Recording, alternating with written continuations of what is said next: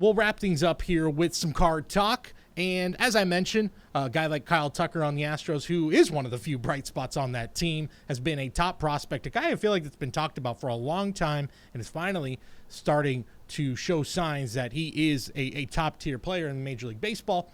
And he's not the only guy like that I like to call these guys sort of post-hype prospects, guys that early on in their baseball life were really highly touted, guys that I'm sure were cards that people were chasing, guys that people, collectors, I'm sure were really high on and wanted to grab these cards, and have been sort of pushed aside for the, Fernando Tatises and the Luis Roberts of the world. So I want to talk about a few guys here that, and Doug, I'll throw it at you, that if you are buying or selling right now, where are you on these guys? Let's start with Tucker, who is having a very nice year for the Houston Astros. He's actually been one of the best hitters, one of the few really bright spots in that team right now. He's batting .276.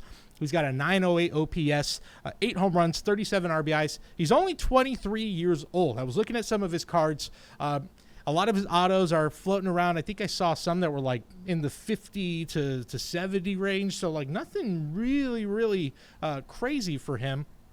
To me, this is a guy I've really liked for a lot of years. I've heard a lot about him.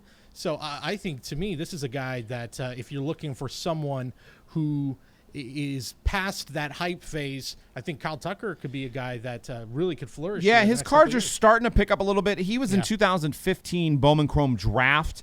A recent PSA 10 sold for $280, so they're starting to pick back up. I make a couple analogies here that, Carlos Correa cards are way down. Springer cards seem to be way down. Maybe the Astros fans are like, well, this guy really wasn't associated with it. Maybe he's the new coming of the franchise. So you're starting to see some money head his way. But, yeah, he was selling for more. One thing I wanted to point out is, people are looking for old wax to get into and chase. The 2015 Bowman draft, now they did make a ton of it. They made hobby, regular jumbo, and then they made super jumbo. But the list of players in there, there's not a huge name, but there's a lot of guys that have the ability to be a huge name. You've got Brendan Rodgers. You've got Andrew Benintendi. You have Austin Riley. You have Ryan Mountcastle. Dansby Swanson, like I said, Dansby Swanson, even though he's pictured on the Diamondbacks. So there's a lot of potential. And Kyle Tucker. DJ Stewart. I'm just looking at the checklist right now. Ian Happ. So these are all their first Bowmans. First Bowman autos, Josh Naylor, James Caprielian. It's a fantastic product with a lot of potential, and it's not priced as high as your wax in 2020 with Jason Dominguez. So if you're looking for something old to rip, and the hobby version, which they don't make anymore, only has one auto, could be pretty affordable to look and see if one of your online retailers maybe will bring some in. And it's a pretty good little set. But I think I'm considering buying Kyle Tucker. I want to watch a little bit more and see where they're poised for the the playoffs. But I'm a little on the edge because he's an Astro right now because of the cloud and the stigma. Yeah, that team just kind of holds. It's just a bad taste, left a bad taste in people's mouths. But, yeah, you're onto something where I think a lot of guys maybe are getting off of the Astros that were part of that scandal, looking at the fresh new blood here with Kyle Tucker. And that 2015 list, there's a lot of guys there that I think are interesting. And I would put Tucker right at the top of that list in terms of talent. So, I think that's a great place to start. And you got to remember Jordan's hurt, so maybe Jordan and Tucker in 2022, 2023 are the best hitters in the team. Yeah, exactly. Let's go to another American League team, the best team in the American League, the Tampa Bay Rays. And I'm throwing Willy Adames in here, who was one of the top prospects for the Rays for many years, and came up last year, in a full season, and I think he hit around 20 home runs, but didn't light the world on fire. So I think the talk around him, the hype around him really died down. And then, of course, he plays in Tampa, which I apologize to any Rays fans out there. It's not like you're playing in New York City when you're playing in Tampa Bay. It's the baseball world, unfortunately, sometimes leaves them to the side when it comes to that conversation. But he's having a great year for the Tampa Bay Rays, and a great year for a team that is right now pretty much, no doubt, is the best team in the American League. Got an 896 OPS with 5 homers. He's just 25 years old. But I think the thing that maybe is hurting him the fact that Wander Franco is right there Yeah. at his coattails. And I guess, like I said, unfortunately, if you're Tampa, maybe you could justify, well, I'm going to hang on to this top, like a Gleyber Torres, and I'm going to hang on to Jason Dominguez right now. They're both Yankees. They're both going to be great, but it's like, do you really want to hang on to a Willy Adames and a Wander Franco, or maybe you pick one of the two that collectors are going to go towards? Yeah, I can't see them coincide. I know they're in first place right now, but I'm looking at a recent 2015 Bowman Chrome, so not draft, the Chrome version of Bowman he was in, and a refractor 9510 recently sold for $125.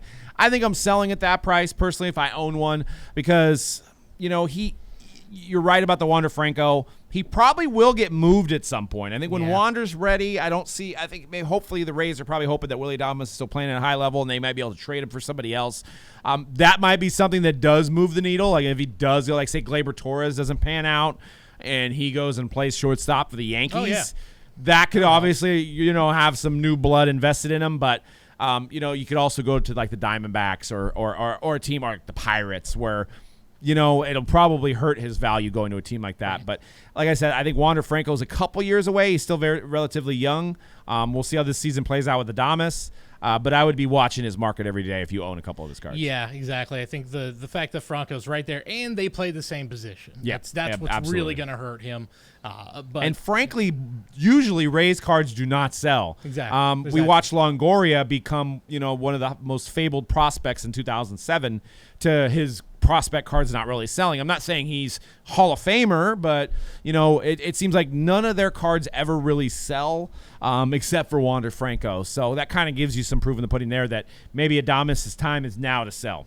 Yeah, and you imagine if Wander Franco was on the Yankees or he's on a team in Chicago or LA or whatever it may be, that would be, he'd be going through the roof. Yep. Because he is undoubtedly right now the best prospect in all of baseball, almost across the board. Every major prospect list has got him number one. Let's go on to a player that was highly touted in the Dodgers farm system for many years, Alex Verdugo, who is having a good season with the Boston Red Sox right now. 311 batting average, 873 OPS. He's got 5 bombs. He's just 24 years old. But we mentioned it earlier here on the show, the Red Sox, who are never irrelevant, are completely irrelevant right now. I don't know. Maybe some Red Sox fans are finding some solace in seeing, hey, Alex Verdugo looks good. Don't turn on the TV past 10 o'clock Eastern time.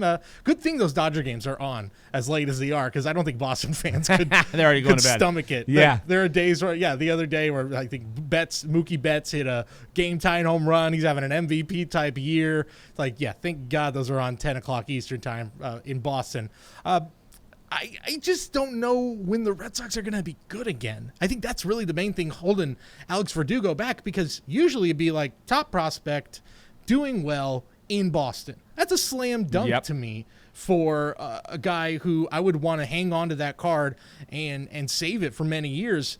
But I'm not sure that Alex Verdugo is going to be on the next winning Red Sox team. Well, and that's maybe the problem, too, is that if you are a Red Sox fan and you do want to buy an Alex Verdugo card, it's him on the Dodgers, and then you're going to remember that you gave up bets every time you see that card, right? So, from a fan perspective, it may be a hard pill to swallow unless Verdugo gets to the level of bets, which, that very few have ever gotten to that level. Yeah. But if you're looking at his cards, he's got 2014 Bowman Chrome, a recent ungraded refractor sold for $110. So people are definitely taking notice. I don't know what the data was when he was on the Dodgers. I'm assuming it was maybe a little bit higher, but they're starting to come back up. And, if he keeps doing what he's going to do, and maybe 2021, that might be a decent investment. But like I said, from a Red Sox fan perspective, it may be too painful to own one of those cards. Yeah. If I was a Sox fan, no. I would be like, let's get one of these. Let me own, was it Jeter Downs? Is there a big guy right now? Which even that hurts. Like, even the top prospect's name is Jeter. I know. It's just so right. Well, it wasn't painful for a while to be a Red Sox fan. Things were going pretty well for the last 15 years or so. So I believe Jeter Downs came from the Dodgers as well. I believe he did. Yeah, so that was all. I think that was all in that Betts deal. The Dodgers have got a whole lot of former prospects all floating around. Just to show you how good that farm system has been consistently for the past decade. There are so many former Dodger farmhands all just floating around baseball. But it's, to me, Verdugo, I think he could be a very good player. Will he ever be Mookie Betts? No, but who is? And you mentioned it, would be a painful own for a lot of Red Sox fans. Well, last one I want to talk about here is not necessarily a prospect or a post-hype prospect, but certainly a post-hype pitcher, and that would be Yu Darvish. You might be scratching your head going, why are we talking Yu Darvish? Isn't he's established and all that, and he's into his early 30s, which, okay, fair enough. But I think, one, when he first came on the scene, this wasn't a highly coveted guy. And two, he really fell into not necessarily a funk, but kind of just was like, well, he is who he is, especially after that whole World Series incident. But I just want to throw these numbers at you. He's currently 7-1. With a 1.4 ERA, 63 strikeouts to 8 walks. He's only allowed 3 homers in 50 innings this year. That compares to his 33 he allowed in 178 and 2/3 innings last year. He is pitching maybe the best season of his entire life. Now, I'm not saying here that his card is suddenly going to become super valuable or among one of the most valuable in baseball, but I do wonder, a guy who did have some hype when he was coming into the league, clearly was one of the most hyped Japanese stars probably since Ichiro. What does a Cy Young Award do to his potential value on the card market here? Well, and that's one thing to keep in mind, is that when you're dealing with a guy that has an international following, you do have potentially more buyers for that card. So, even Ohtani, with having a bad year, still sells pretty well. Yeah. Darvish, his first card was in 2012, so it almost seems like eons ago. I think we were breaking cards at our kitchen tables at that point. And Darvish was the big chase, Darvish and Harper in 2012. And I remember a blue that I'm actually looking at right now, one of them, they're numbered to 250, a rookie auto. I believe they were going for like $1,400 at the time. A recent one sold for $600, so you can see that he's declined since his initial hype. But $600 for a pitcher is still kind of a lot. Yeah. But like I said, you have maybe double the amount of people that might be interested in buying his card. If he does win a Cy Young, you have the Japanese overseas buyers that are going to be like, hey, I want to buy Darvish. So it might be one of those things that maybe you invest something on the lower end. Maybe you get in a little bit on the lower side, not a blue, maybe just one of his better rookie cards, and hold on to it and see what the Cubs do. And maybe he has a Madison Bumgarner type of postseason, and then you can kind of unload. Pitchers are very risky when it comes to collecting because, for one, they pitch every 5 days.